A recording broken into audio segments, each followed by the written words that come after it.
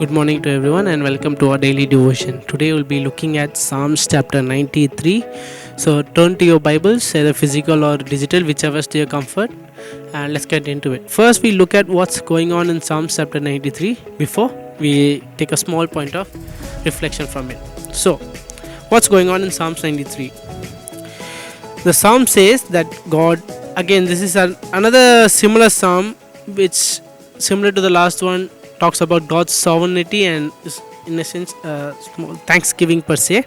So Psalm 93 begins by saying God is king over all creation, especially the seas. He's emphasizing on the seas, and he uses multiple figures of speech to emphasize God's sovereignty.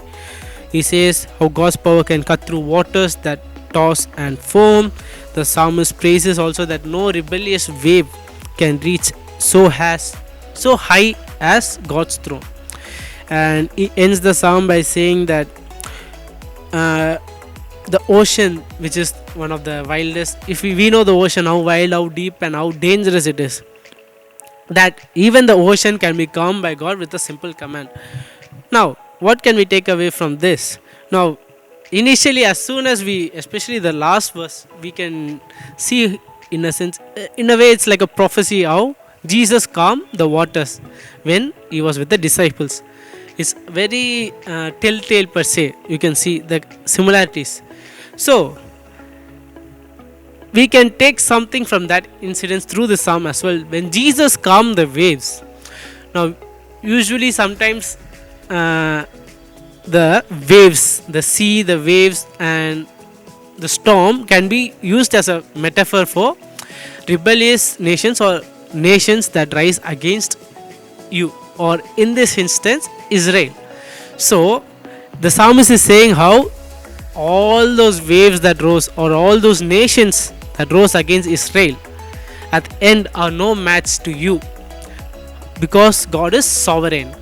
So, first thing that we can take away, or the main takeaway, is that our God is sovereign and is unshakable, and that no matter how much trials and tribulations come to us, that none can surpass God, or none can even let alone reach God.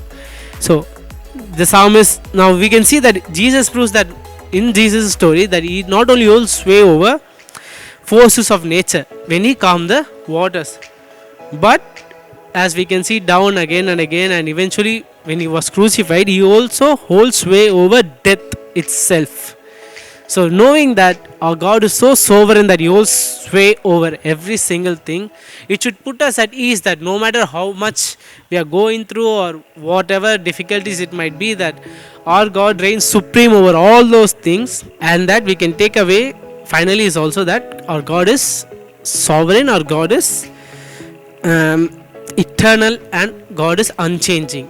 So through this psalm, let us take away that throughout our trials and tribulation, that none of them ultimately match, let alone reach God, and that throughout all of this he is keeping his watchful eye over us, and that eventually it will pass. And eventually, let us not use these moments of trials and tribulations as an excuse to, in a sense, stray away, but use these as moments to, in a sense, realize and be thankful for that our God is sovereign and is always having a watchful eye over us. So a small question to reflect upon: how does knowing this meaning that God is sovereign and that he has a watchful eye over all of us change the way you respond to trials and tribulations? Now ultimately it is a human nature where sometimes we will be upset, frustrated, or our emotions will take over. That is just as we are. As humans, we make mistakes. But now knowing this, how will you now, or ideally, how would you like to respond in such situations when it doesn't seem hopeful, when it doesn't seem positive, when it doesn't seem optimistic? How would you react, or how would you respond? Thank you.